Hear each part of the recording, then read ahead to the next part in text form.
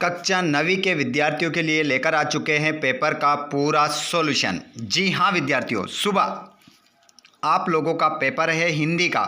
तो आप लोगों को जिस प्रकार हमने संस्कृत का पूरा पेपर छपवाया है, अब वो बारी है हिंदी के पेपर की। तो आपको चिंता करने की आवश्यकता नहीं है, ये पूरा पेपर देख लीजिए, हमारे हाथ में है। इस पूरे क्वेश्चन पेपर का सॉल्यूशन आप लोगों को बताने वाले हैं, बस वीडियो को लास्ट तक देखिएगा।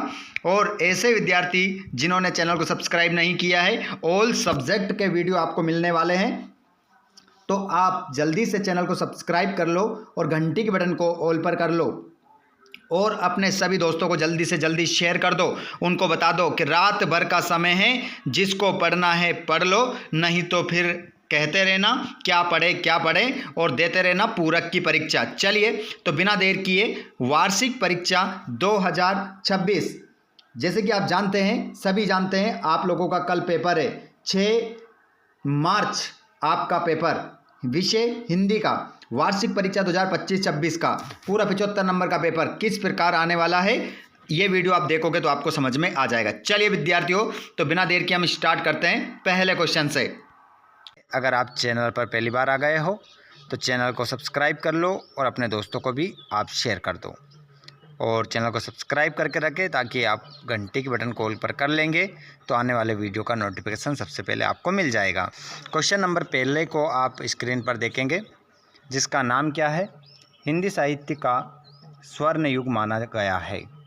तो हिंदी साहित्य का स्वर्ण युग किस युग को माना गया है? वीरगाथा काल, भक्ति काल, रीतिकाल, वर्तमान काल। तो इसमें आपका जो सही आंसर हो जाएगा वो हो जाएगा भक्ति काल। सुमित्रानंदन पंत का जन्म ग्राम है कौशानी, केसला, केसली, कोसनी।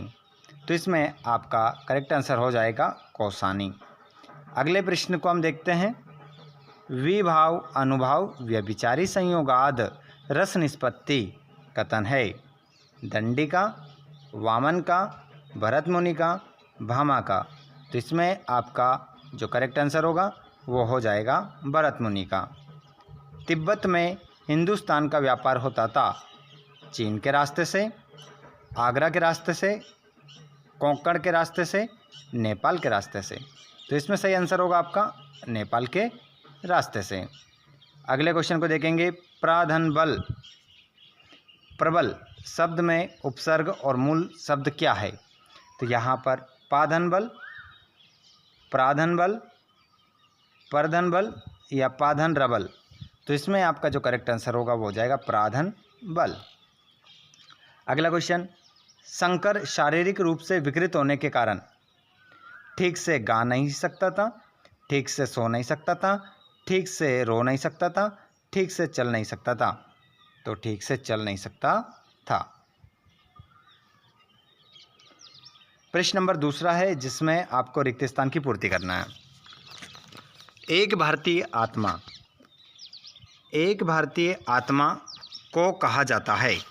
तो खालिस्तान में महावीर प्रसाद द्विवेदी, माखनलाल चतुर्वेदी, भवानी प्रसाद। तो इसमें आपका सही आंसर हो जाएगा माखनलाल चतुर्वेदी।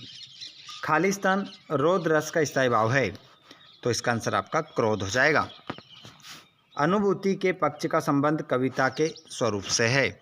तो अनुभूति के पक्ष का संबंध कविता के स्वरूप से है। तो कविता के बाह्य, आंतरिक, प्रारंभिक। तो यहाँ पर आंसर हो जाएगा आंतरिक। सांस्कृतिक अस्मिता से आशय हमारी पहचान से है। ऐतिहासिक पहचान, राजनीतिक पहचान, सांस्कृतिक पहचान। तो यहाँ पर आपका सांस्कृतिक पहचान हो जाएगा।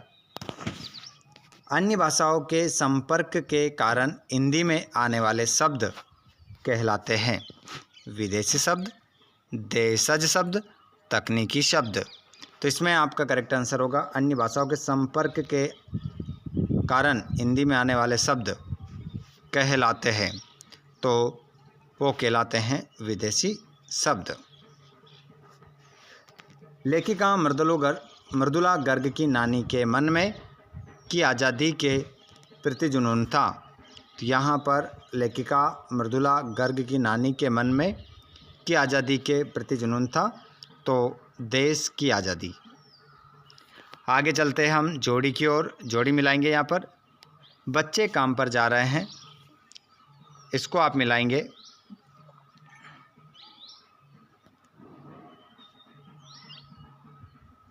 राजेश जोशी।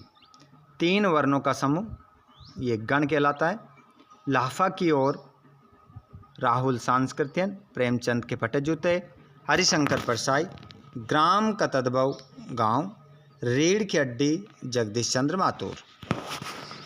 ये हो गया। उसके बाद हम आगे बढ़ते हैं। जोड़ी आमने सामने लिखना है आपको, एक शब्द में उत्तर देना है। ज्ञान की तुलना किससे की गई है? आंधी से। ज्ञान की जो तुलना की गई है वो आंधी से की गई है। स्थायी भाव को जागृत करने वाले कारक को क्या कहते हैं? तो स्थायी भाव को जागृत करने वाले कारक को विभाव कहते हैं। साहित्यिक पुरके किसे कहा जाता है? तो आंसर होगा प्रेम चंद को। प्रेमचंद आपका आंसर होगा। किस समास में प्रथम पद प्रधान एवं अव्यय होता है? तो इसमें आपका हो जाएगा अव्ययी भाव समास। अव्ययी भाव समास। किसी कार्य के करने या होने का बोध कराने वाले शब्द को क्या कहते हैं? क्रिया। क्रिया कहते हैं। इस जल प्रलय में पाठ में बाढ़ के पानी को क्या कहा गया है? तो क्या कहा गया है? मृत्यु का तरल दूत। मृत्यु का तरल दूत। मृत्यु का तरल दूत कहा गया है। आगे हम चलते हैं सत्य-फत्य की ओर। निम्नलिखित कथनों में से सत्य-फत्य कथन छांटकर लिखिए। ललद्यत कश्मीरी कवित्री हैं, तो इसमें आपको लिखना है पहले में सत्य। दूसरा देखते हैं, खंड काव्य की कथा वस्तु विस्तृत होती है? नहीं होती है, असत्य। आगे चलते हैं, हम अनुकरण की संस्कृति को प्रतिष्ठा पाने के लिए अपना रहे हैं, तो हम अनुकरण की जो संस्कृति है को प्रतिष्ठा पाने के लिए अपना रहे हैं, तो इसका आंसर भी क्या होगा? सत्य। 2 शब्दों के मेल को संधि कहते हैं, तो ये भी क्या हो जाएगा आपका? अपत्य, क्योंकि 2 वर्णों के मेल को संधि कहते हैं। आगे चलते हैं, विभीषिका से तात्पर्य भयंकरता से है, सत्य। नेक्स्ट, बागलकोट कर्नाटक का कस्बा है, तो सत्य हो जाएगा। आगे देख सकते हैं आप, अगर आप छायावाद की विशेषता नाम से अगर आप सर्च करोगे तो हमारे वीडियो आपको मिल जाएंगे यूट्यूब पर, और हमने अलग से वीडियो डाल रखा है। सुमित्रानंदन पंत, सर्वेश्वर दयाल सक्सेना, बिंदु के आधार पर 2 रचनाएं लिखी है, ये डाल रखा हमने। मनुष्य ईश्वर को कहाँ कहाँ ढूंढता फिरता है? कवित्री ललद्यत की घर जाने की चाह से क्या तात्पर्य है? गांव को मरकट डिब्बे सा खुला क्यों कहा गया है? लता ने बादल रूपी मेहमान को किस तरह देखा और क्यों? ये सभी मोस्ट इंपॉर्टेंट क्वेश्चन है, इनको जल्दी से आप लगा लीजिए, क्योंकि यही क्वेश्चन आते हैं पेपर में और हमें याद नहीं रहते हैं और हम फेल हो जाते हैं। तो वापस ऐसा ना हो कि हम वापस गड़क जाएं, ठीक है? आपको अच्छे से रीड करना है, पढ़ना है और सफलता प्राप्त करना है, ठीक है? निबंध, एप्लीकेशन सभी अच्छे से याद कर लीजिएगा। ये निबंध रहा, ये निबंध आप देख लीजिएगा अच्छे से, ठीक है? वीडियो अच्छा लगा हो तो लाइक ज़रूर कर दीजिएगा, और सभी कक्षा 9वीं के बच्चों को शेयर ज़रूर करना है, दोस्तों को शेयर करना है, अपने भाई बहनों को सभी को शेयर करना है। धन्यवाद।